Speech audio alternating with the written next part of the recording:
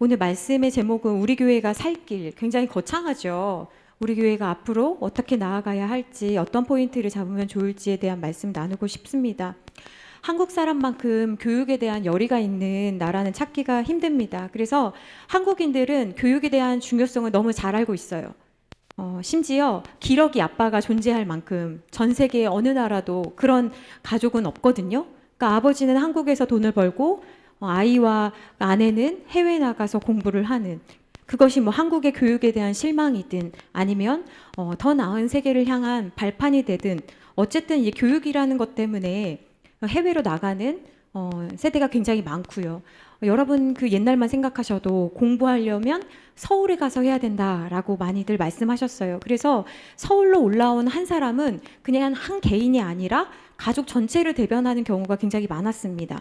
대학 등록금을 소를 팔아서 냈다고 해서 우골탑이라는 말을 옛날에 했었잖아요. 그러니까 우리나라는 공부를 위해서라면 그 어떤 고생을 한다고 하더라도 그 값을 치르는 나라예요. 그러다 보니까 우리나라는 공부에 진심이기 때문에 교육과 붙으면 모든 것이 지게 되어 있어요. 예를 들어 아이가 공부를 한다 그러면 부모님이 집니다.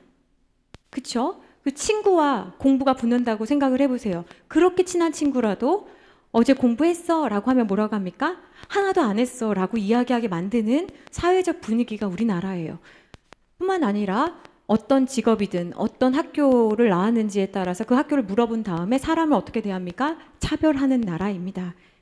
또 돈밖에 모르는 사회로 많이 나아가고 있잖아요. 그러니까 탈레반 마을에서 아이들의 장래 꿈이 100%가 탈레반이 되는 거라고 말하는 것처럼 오늘날 우리 아이들의 꿈은 유튜버, 또 건물주, 또 요즘은 하나 더 추가됐다고 합니다. 정규직.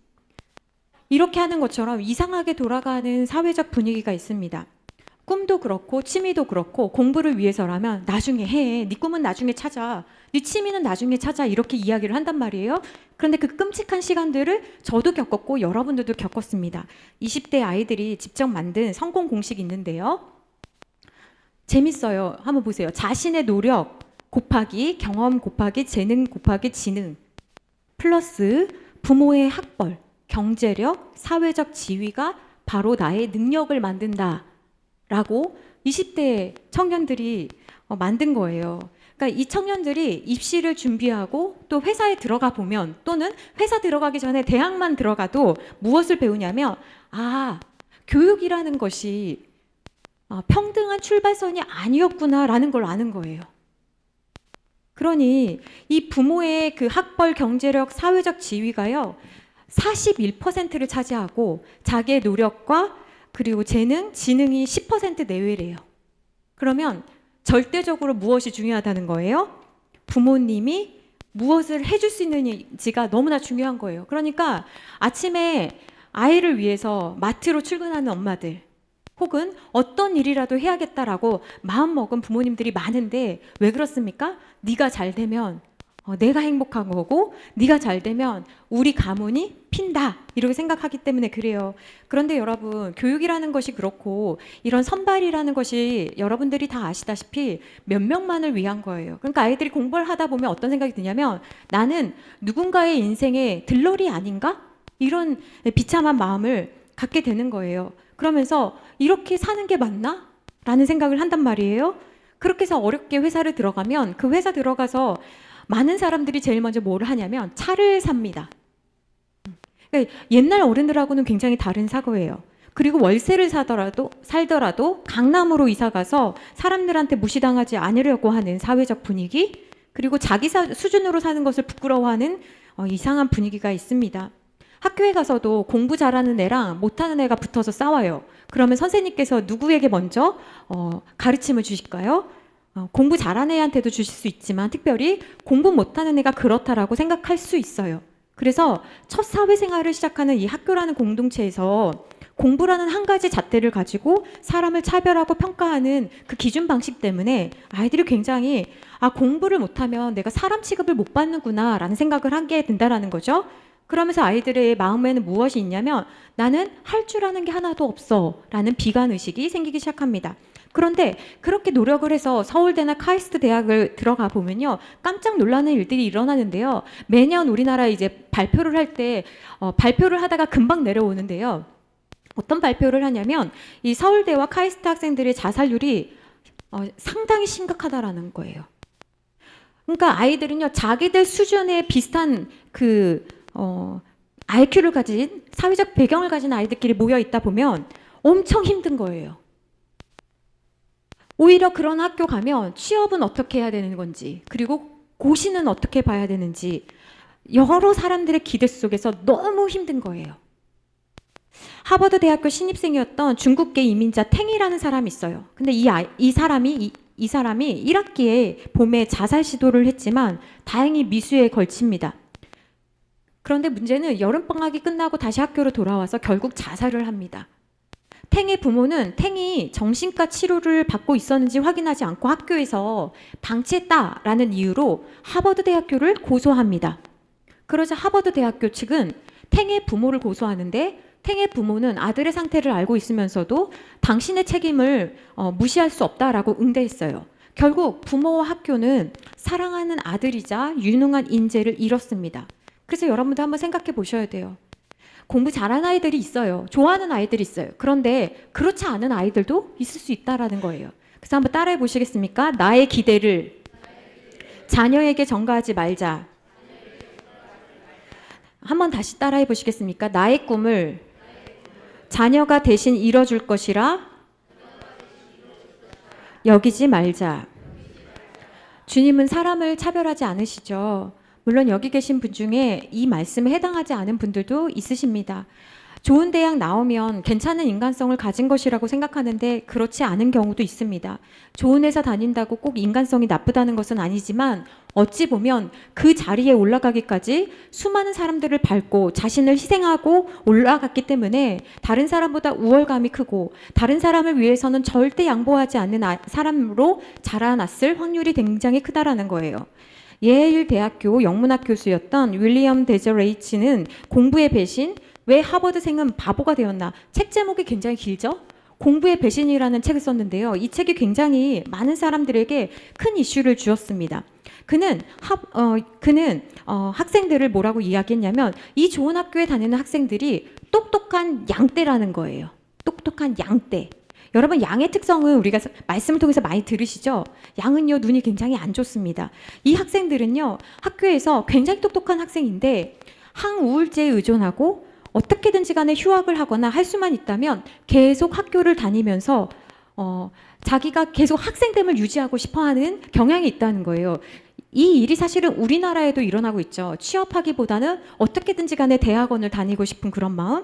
그러니까 이 학생들은 어린 시절부터 부모님, 선생님, 과외교사를 기쁘게 하는 법은 배웠지만 자기 꿈이 무엇인지에 대한 거는 발견하거나 생각해 볼 여력이 없었던 거예요. 그러니까 작은 장애물만 생기면 혼자 그거를 넘어가지 못하는 것을 발견했다라고 말합니다. 그래서 이 아이들, 똑똑한 아이들이 제일 싫어하는 게 뭐냐면 불확실성이래요. 그러니까 조금이라도 실패할 것 같으면 이 똑똑한 아이들은 도전하지 않는다는 거예요. 누군가가 나를 지도해 주지 않으면 그 새로운 길을 가보려고 하지 않는다는 것입니다. 그래서 이들은 도전하는 걸 별로 좋아하지 않는다는 거예요. 오히려 좋은 학교에 다니면서 비판적이고 창조적으로 사고하는 방법, 목적 의식을 찾는 등의 생각이 결여되어 있다는 것을 이 교수님이 발견했습니다. 그래서요, 여러분, 우리 교육은 이런 포인트를 잡아야 돼요.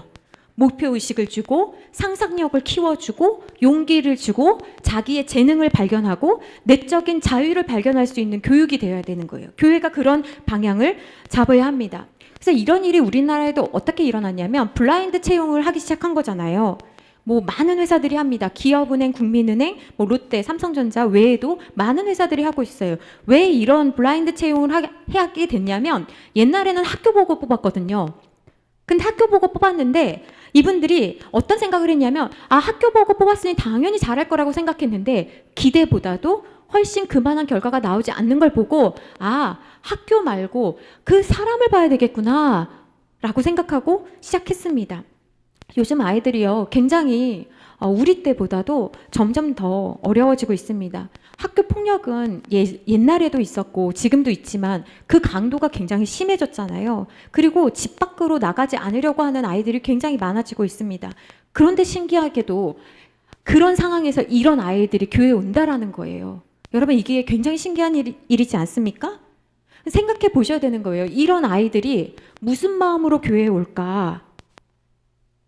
주님은 이 아이들을 보면서 무슨 생각을 하실까? 이것을 우리가 한번 생각해 봐야 한다는 거예요.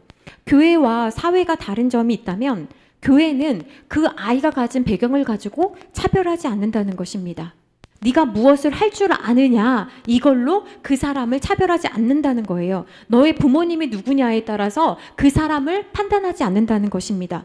교회만이 유일하게 너는 네 존재 자체가 소중하단다, 네가 얼마나 귀한지 몰라 라고 가르치고 그렇게 대접하는 곳이 교회여야 하고 교회라는 곳입니다. 그러니까 교회라는 곳은 늘 어떤 목적이 있어요. 특별히 교육만 목적이 있는 것이 아니라 늘 목적이 있는 거예요. 그런데 오늘날 교회가 목적이 있다라고 할 때, 그럼 과연 교회는 무엇인가 라고 할 때 안타깝게도 오늘날 교회는 큰 쇼핑센터랑 비슷해졌습니다. 마치 소비자들이 더 나은 물건을 사려고 쇼핑몰을 골라 다니듯 교회도 비슷하게 프로그램이 얼마나 많지? 내가 편한 시간에 맞춰서 예배 드릴 수 있는 예배가 몇 개지? 식당은 어떻게 돼 있지? 카페는 있나? 도서관은 있나? 주차장은 어떻게 되어 있지? 내가 교회를 갈 때 불편하지 않아야 되는데 라고 생각한다는 거예요.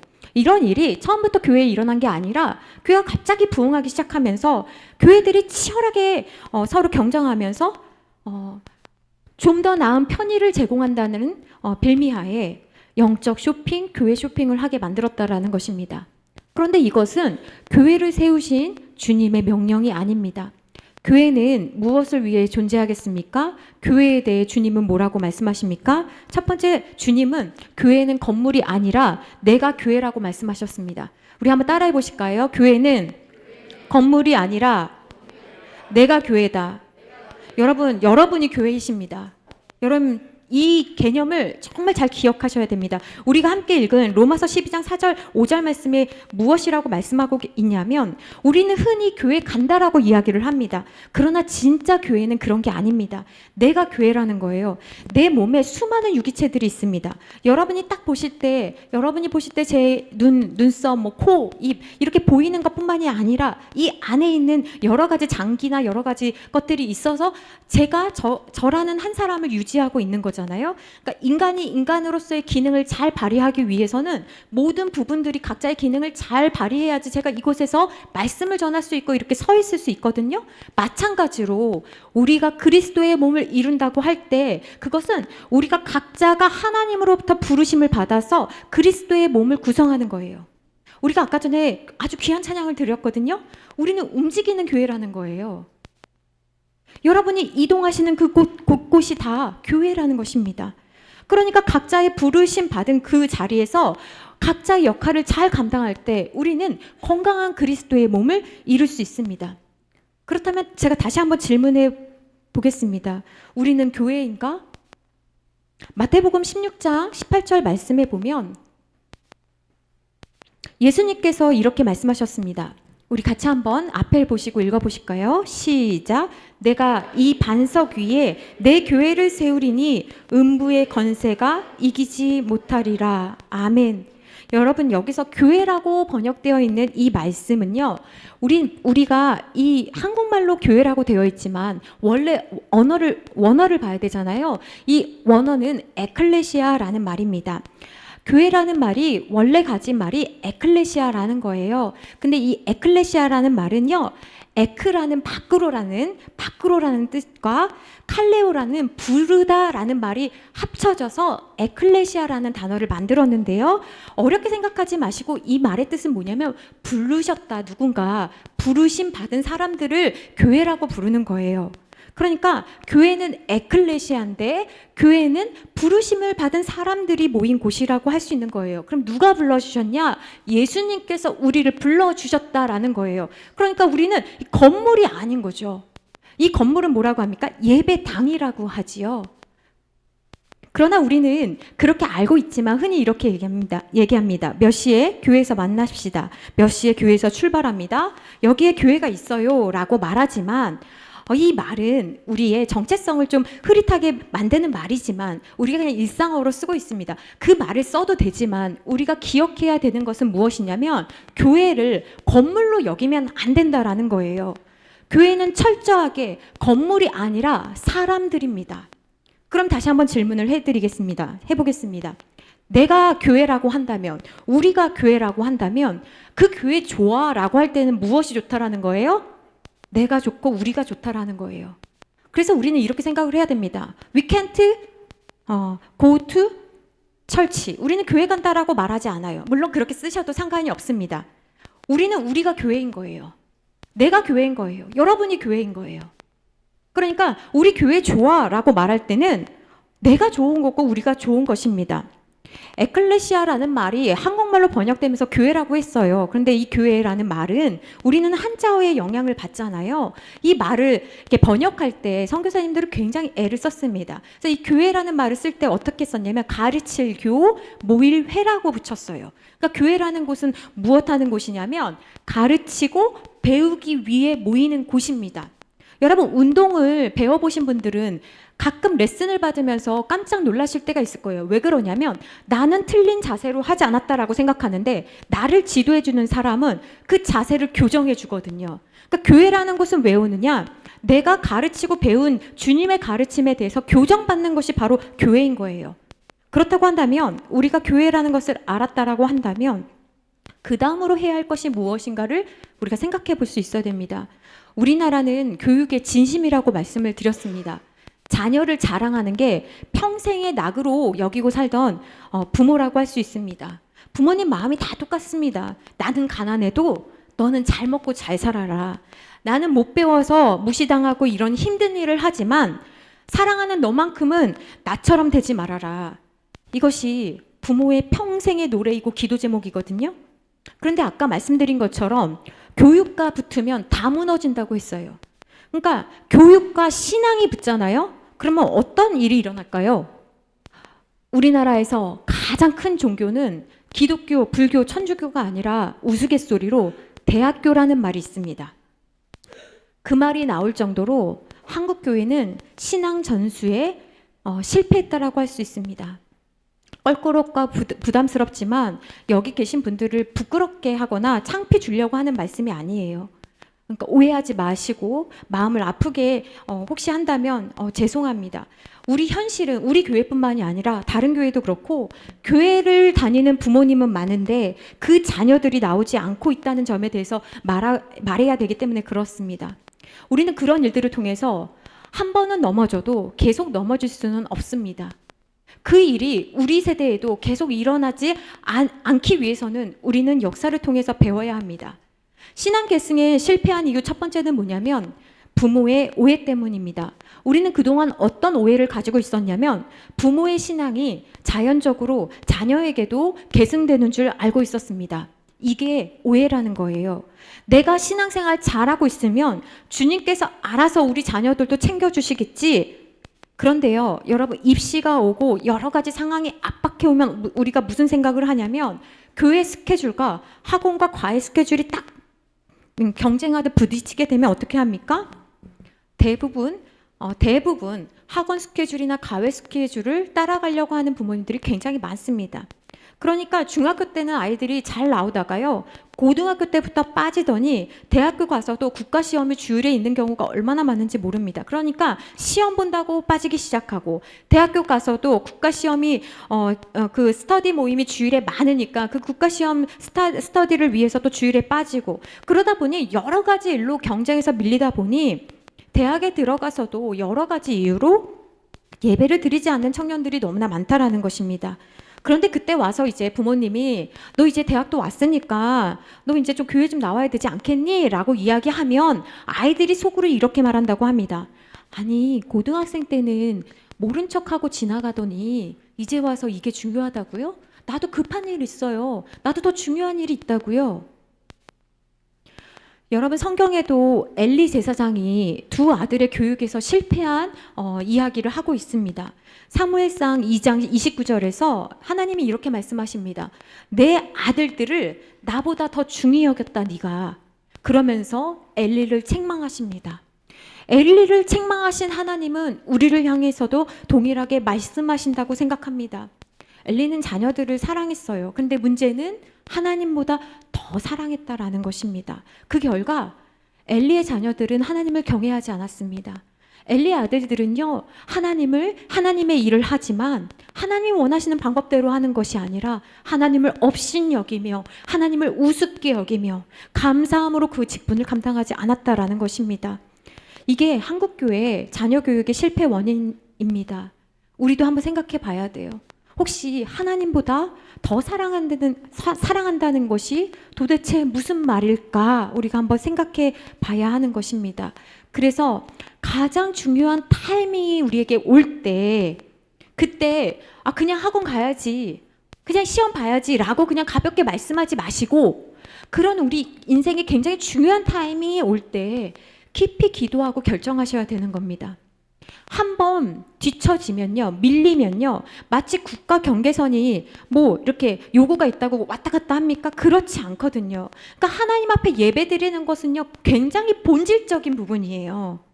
여러분, 우리가 아무리 힘들고 바쁘고 어려운 일이 있어도 밥 먹고 자는 것을 그냥 넘어가는 사람은 아무도 없잖아요.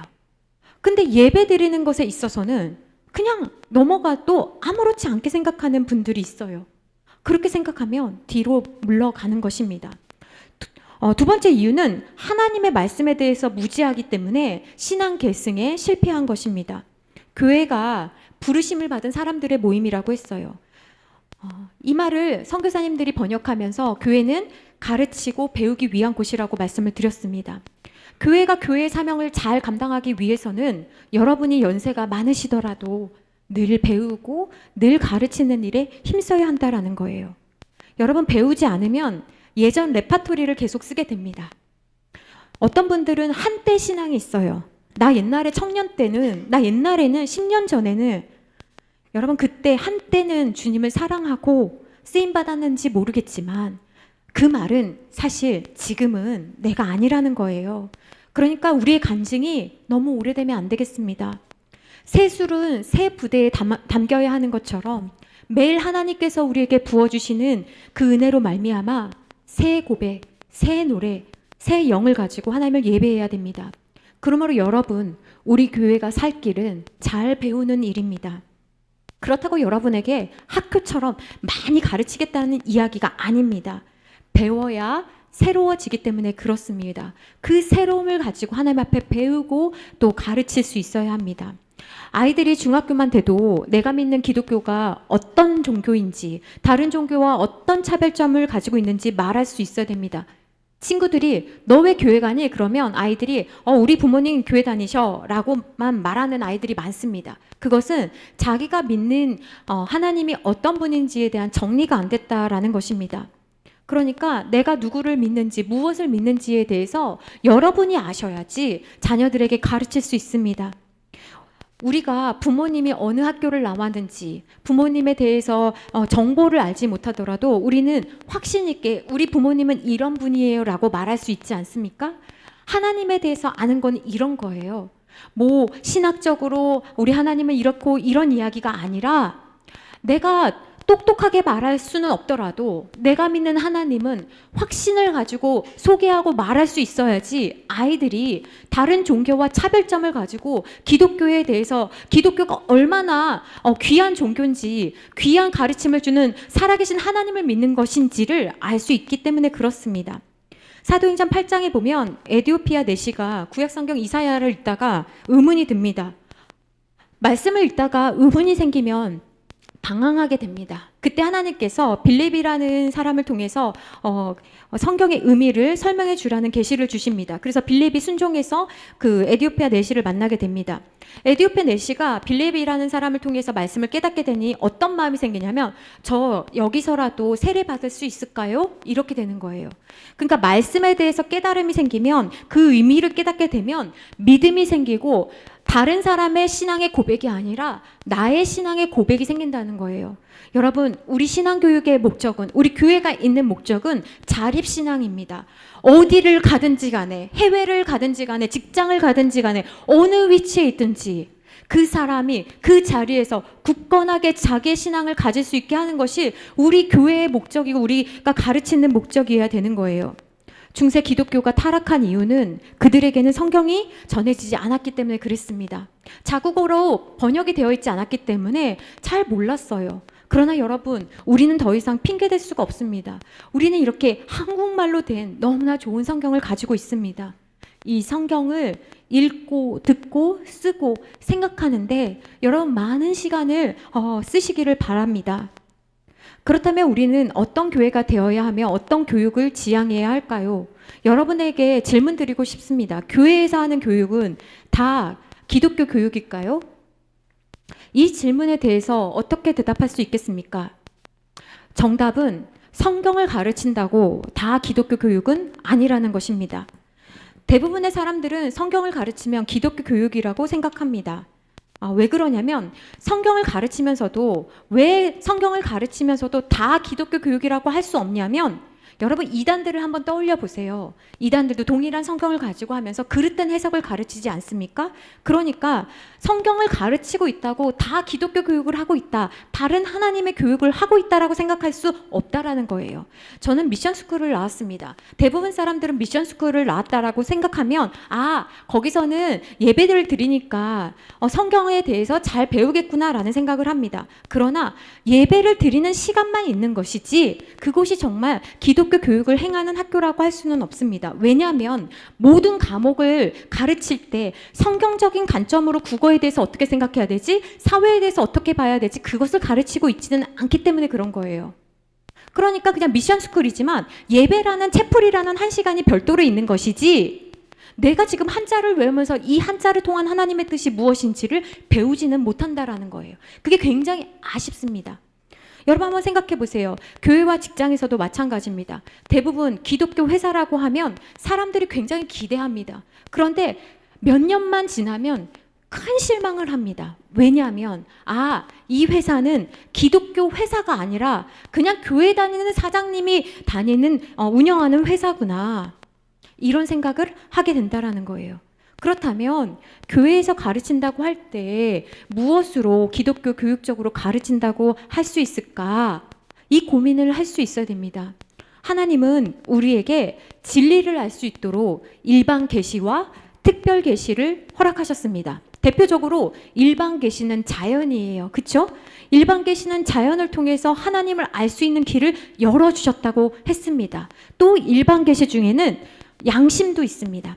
대표적으로 특별 계시는 무엇이 있습니까? 성경이 있습니다.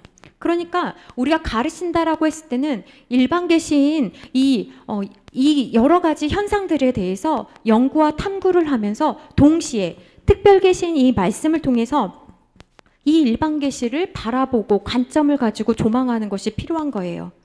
교회에서 가르치는 모든 가르침에는 이런 성경의 가르침이 적용되어야 합니다. 예를 들어 찬양팀을 운영할 때도 하나님의 교육의 방식이 적용되어야 되고 교회에서 식사를 할 때도 하나님이 운영하시는 방식이 그 안에 들어가야 하는 것입니다. 우리의 교육은 삶 따로, 교회 따로, 그 내용을 구현하는 사람 따로, 그 내용을 배우는 것 따로 이렇게 나눠질 수 없다라는 것입니다. 우리가 흔히 성경을 가르치면 그것이 기독교 교육이 아니라는 말씀을 드렸습니다. 그래서 이거를 한번 구분해 보면요. 여러분 파란색을 한번 보세요. 첫 번째는 무엇이냐면 기독교 교육이라고 할 때, 교회 교육이라고 할 때 기독교 앞에 포인트가 되어 있잖아요. 그죠? 뭡니까? 성경만 가르치는 거예요. 성경만 가르치면 우리는 기독교 교육을 하고 있어요 라고 생각한다는 거예요. 그런데 온전하지 않은 거예요. 왜 그렇습니까? 교육이라는 부분이 빠져있기 때문에 그래요. 그래서 두 번째 보면 교육이라는 이 붉은색 표시가 되어 있잖아요. 그러니까 교육만 또 가르치는 거예요. 밖에서 하는 모든 교육을 교회에서도 똑같이 가르치는 게 이 2번의 형태인 거예요. 밖에서 유치원에서 가르치면 교회에서 가르쳐도 성경 내용 쏙 빼고 그냥 유치원만 운영하는 게 2번과 같은 경우예요. 3번은 뭐냐면 아까 제가 미션스쿨 설명한 거랑 똑같은 거예요. 여러 과목이 있지만 기독교라는 과목처럼 하나 만들어가지고 따로 가르치는 거예요. 1번도 2번도 3번도 바른 가르침이 아닙니다. 그러면 어떤 것이 바르냐면 4번 기독교 교육이 통합되어서 가르치는 거예요. 그러니까 기독교인으로서는 사회생활을 어떻게 해야 되는지를 교회에서는 그것도 말할 수 있어야 되는 거예요. 기독교인으로서 학교 생활은 어떻게 해야 되는지, 연애는 어떻게 해야 되는지, 동성애 문제는 어떻게 바라봐야 되는지, 정치는 어떻게 바라봐야 되는지 이 기독교적인 관점과 세계관을 가르칠 수 있어야 되는 것입니다. 그렇다면 우리 교회는 어디로 가야 되냐라고 할 때 첫 번째가 은사를 활용할 수 있어야 합니다. 여러분, 은사를 활용한다라는 것은 무엇이냐면 하나님은 모든 사람에게 은사를 주셨다라는 것을 전제합니다. 하나님께서는요, 모든 사람에게 은사를 주셨습니다. 왜냐하면 하나님께서는 각 사람에게 은사를 주시고 그 은사를 허락하심으로 하나님께서 원하시는 그 목적을 달성하기를 원하시기 때문에 그렇습니다. 내가 다른 사람보다 잘 아프지 않고 건강해요. 그렇다면 그 건강함이 은사인 거예요. 그 건강함을 통해서 다른 사람은 할 수 없는 그 일을 할 수 있는 것입니다. 여러분, 공부도 은사입니다. 안 되는 거 그냥 계속 하지 마세요. 공부도 은사고 부자도 은사예요. 디자인 잘하는 것도 은사고 찬양 잘하는 것도 은사고 우리는 정리 잘하는 것도 은사고 상처받지 않는 것도 은사입니다. 그러니까 여러분 각자에게 하나님께서 나에게 주신 것이 무엇인지를 생각하실 수 있어야 되는 거예요. 그래서 그 은사를 발견하는 교회가 돼야 되고 은사를 발견하는 교육이 되어야 되는 거예요. 우리가 은사를 활용하기 위해서는요, 다른 사람이 다 좋다고 쫓아가는 것을 하지 않겠다라는 것입니다. 다른 사람이 만들어 놓은 그 레이스에서 우리는 경쟁하지 않겠다라는 거예요. 우리는 우리 교회만의 강점을 찾아서 다른 레이스를 가겠다라는 거예요. 여러분, 그렇게 할 때 우리 교회가 특별한 교회가 되는 것입니다. 우리가 작년에 해봤던 것처럼 우리 교회 강점은 무엇이 있습니까? 여러분, 우리 교회 좋아요라고 할 때 여러분은 무엇에 대해서 기억하시고 말씀하시겠습니까? 우리 교회 그때 강점 뭐 했는지 아세요? 사랑과 사랑이 많고 가족 같다고 했어요. 그리고 말씀이 은혜스럽다고 했고요. 헌신과 재능이 많다고 했습니다.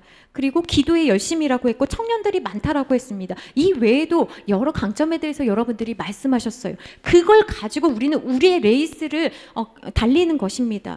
여러분, 우리 교회가 다른 교회와 장점을 비교한다고 한다면 우리는 이미 어찌 보면 실패자로 또는 낙오자로 또는 우리는 안 될 것 같아 이런 생각을 할 수 있을 거예요. 왜냐하면 우리는 건물 사이즈로 비교한다고 한다면 우리 교회보다 작은 교회도 있지만 우리 교회보다 큰 교회가 또 얼마나 많습니까? 재정으로 비교한다고 한다면 우리 교회보다 재정이 큰 교회가 얼마나 많고 우리 교회보다 재정이 작은 교회도 얼마나 많겠습니까? 사역자 사이즈로 해도 사역자가 몇 명이냐에 따라서 할 수 없는 거잖아요. 그러니까 우리는 우리가 걸어가야 할 그 레이스를 찾아가야 된다라는 거예요. 하나님은 절대로 다른 교회와 우리 교회를 비교하지 않으십니다. 그러므로 하나님께서 우리 각 사람에게 요구하실 때 내가 너를 불러 시킨 일을 너 지금 하고 있니에 대해서 물어보시는 거지, 너는 왜 다른 교회처럼 저거 하고 있지 않니? 라고 말하지 않으신다라는 거예요. 동시에 어떤 사람이 반주를 하고 있다고 너는 왜 반주하고 있지 않니? 이렇게 물어보지 않으신다라는 것입니다. 그러면 여러분은 하나님께서 나에게 주신 은사가 무엇인지를 여러분들은 발견하셔야 되는 거예요. 더불어 한 가지 부탁의 말씀을 드리면 우리 아이들이 지금 많이 오고 있습니다. 그 아이들 보면서 애들 칭찬할 때 공부 잘한다고 칭찬하지 마세요. 그 아이의 인격과 태도를 칭찬해 주세요. 공부 잘하는 애들은 그 공부라는 것 때문에 학원에서도 칭찬받고 학교에서도 칭찬받습니다. 그러나 교회에서도 그것 때문에 칭찬하지는 말아주세요. 두 번째로 우리가 어떤 방향으로 나가야 되냐? 성육신 하는 교회가 되어야 됩니다. 여러분, 성육신은 무엇입니까? 하나님의 아들 예수님께서 인간의 사는 이 세상으로 내려오신 방식을 성육신이라고 합니다. 우리가 있는 각자의 처소 있지 않습니까? 여러분이 계신 그곳으로 성육신 하셔야 합니다. 내가 교회라고 할 때 우리는 모여서도 교회지만 우리는 흩어져서도 교회입니다. 여러분이 계신 그 회사에서, 여러분이 계신 그 직장에서, 여러분이 계신 그 여러 곳에서 여러분은 교회로서의 역할을 감당하셔야 됩니다. 그것이 바로 성육신하는 교회입니다. 교회는 프로그램으로 사람들을 오라고 하는 것이 아닙니다. 교회는 내가 전도하는 것입니다. 내가 부르는 것입니다. 우리가 이 사실을 알 때, 깊이 깨달을 때 우리는 놀라지 않을 수 없습니다. 왜냐하면 나에게 맡겨주신 책임이 너무 크기 때문에 그렇습니다. 교육도 마찬가지입니다. 우리가 성육신 한다고 할 때 그것은 하나님께서 우리를 이해하고자 하시는 방식으로 내려오셨던 것처럼 우리도 아이들을 이해하기 위해서 굉장한 노력을 기울여야 할 것입니다. 장의자에 가만히 앉아서 어떻게 아이들이 올까를 생각하면 안 되는 거예요. 아이들이 있는 곳으로 우리가 찾아가야 하는 것입니다. 우리 교회는 창고가 아니라 추수하는 곳으로 나아가야 합니다. 복음을 듣고 이곳에 앉혀서 교회 아이로 만드는 것이 아니라 세상에 하나님께서 보내신 파견된 아이로 키우는 것이 우리의 목적인 것입니다. 특별히 교회에서 받은 말씀을 가지고 사회에서 잘 살아나갈 수 있도록 우리 말씀은 좀 더 체계적으로 또 조직적으로 가르칠 수 있어야 할 것입니다. 특별히 교사들은 더 노력해야 합니다. 내가 왕년에 놀았던 교사들은 내가 놀았던 방식이 아니라 아이들을 이해하는 방식으로, 또 공부를 잘했던 교사들은 공부 잘하는 방식이 아니라 아이들을 이해하는 방식으로 성육신화 될 때 아이들이 우리의 사랑을 통해 그리스도께서 우리를 사랑했던 그 사랑을 가지고 우리가 그 아이들을 바라보고 섬길 때 그들도 하나님의 사랑을 알고 깨닫게 될 줄로 믿습니다.